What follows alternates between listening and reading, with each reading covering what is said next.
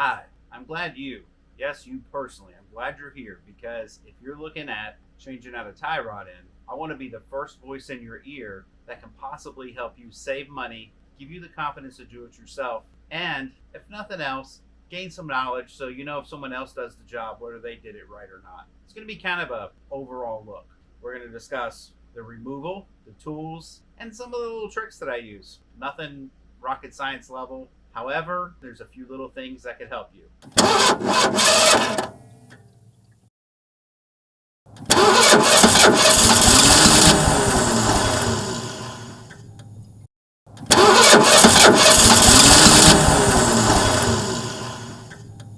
This is the location of the tie rod. Now, specifically, this is called an outer tie rod in, and how it is installed is this bolt is loosened and this counterclockwise turns off, and it has a steel shaft stud that comes through the center that's held on by a bolt at the bottom. Sometimes also it'd be a castle nut, but whatever, it's held down at the bottom, and this joint is where we get movement from because it has to be able to move. See, it's kind of tough when they're good, but if it was bad, it'd be moving around. This is where the joint comes together with the steering knuckle, which is what we're calling this whole housing right here. That's the steering knuckle. So tie rod, steering knuckle, bolts in, and it has a tapered slot. If you take a look at that, you can see that as it gets further down, it gets wider. That friction causes the seal. That's like a cone shape. It goes down in there, and when you run the bolt up,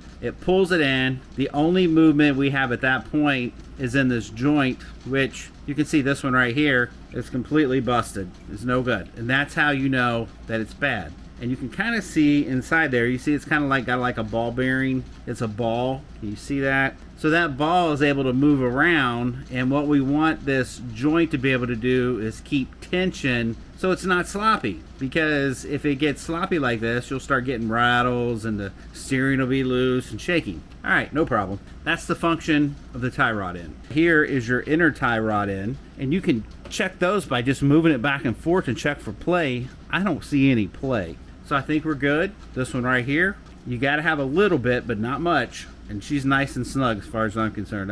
That feels good to me. But you can imagine if you can move this and feel it or any type of noise, you're probably going to be picking up some vibration or something from the tires or the steering wheel that's telling you that this right here is wore out.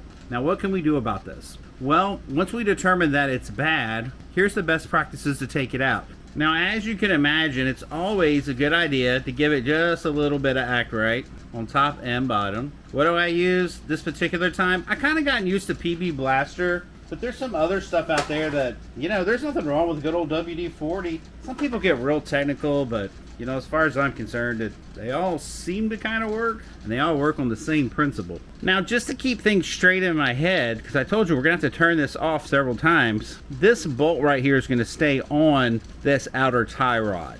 All we're going to do is loosen it, and we kind of need to know where it's at. It doesn't have to be exact, just kind of. So when I loosen this, I'm going to turn it clockwise about a turn, and that'll give me the ability to just spin this off. I'll show you that in a second. So now that we have it marked and we kind of know if this white comes back around, it's going to be a full revolution, let me show you how I break this off, the pinch bolt.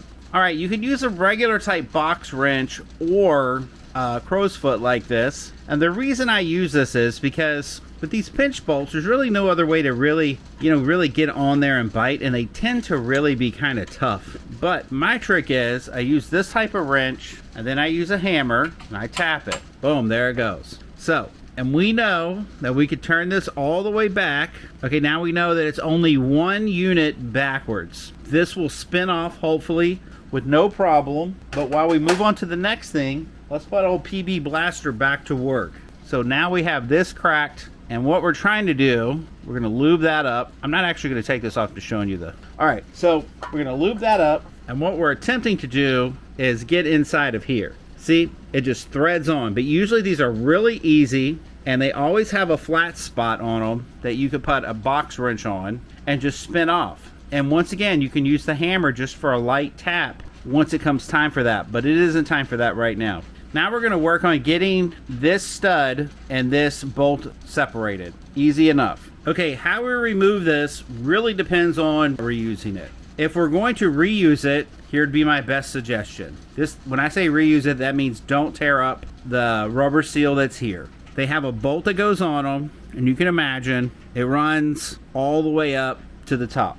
So the next procedure that we're going to be concerned with is how to separate this bolt from this stud. What we need to determine is how we're going to remove this bolt that holds this stud in place and keeps all this pressure on here, and how we're going to determine which way we're going to go, or one of the determining factors is going to be, are we going to reuse this? If we're going to reuse this, we're going to use as much caution as possible. So let me tell you what that looks like first, and then I'll give you the I don't give a attitude and how else to take it out. All right. So first, we'll have a bolt much like the one you're seeing here. It'll go on here. And because you can't really see it good in there, let me just show you here. So let's pretend like this bolt was here and it's all mounted up.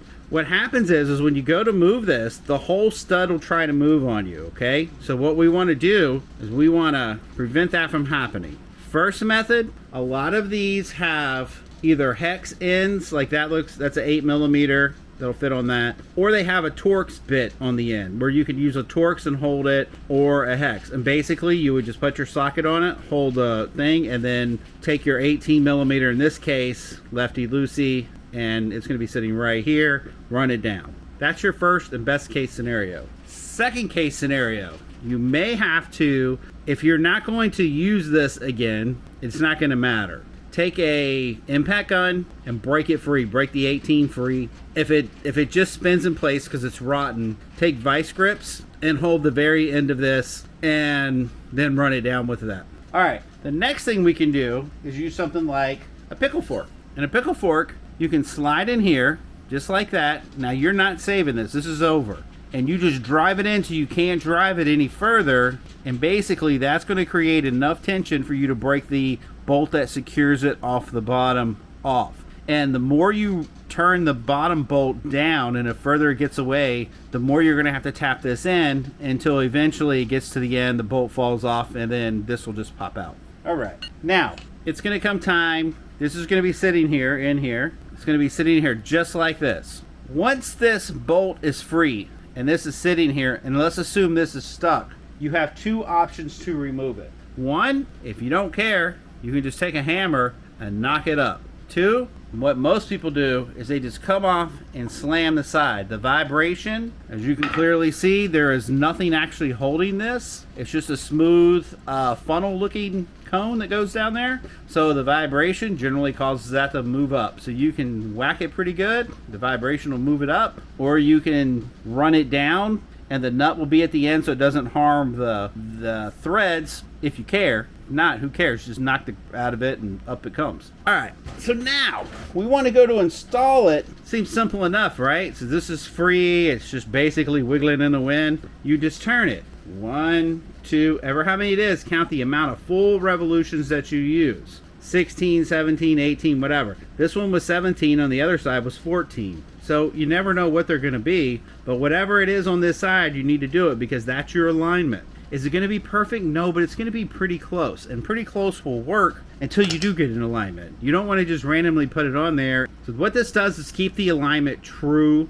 as you can get. So we basically want the wheel to stay straight.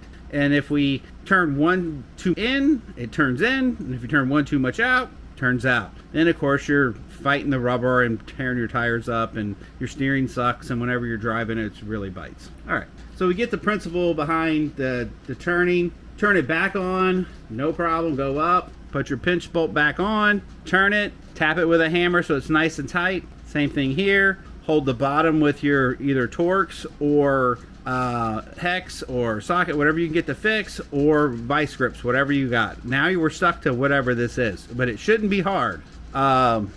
And when they're new, what I kind of do is I take this and just very lightly tap them, because what I'm trying to do is I'm trying to get that cone nice and snug, because there won't be any real resistance. You can run that nut all the way up to the top and away she goes. Now what's important about this when you install it, see how it'll give you the ability to move left or right to left or whatever, up, down, all around, whatever, all in town. You can actually do this and where it doesn't go in quite straight. So you really want to kind of pay attention and make sure you're kind of working that so it goes in completely straight, because the last thing we want to do is give any unnecessary play. And then my final statement on this, and this is probably the most important thing that people just don't understand, is, as you notice, this is aluminum, and this, see it? This stud right here and this whole piece is made out of steel. So you have steel and aluminum. So what happens if you don't torque this, if you over torque it or don't torque it enough? So if you over torque it,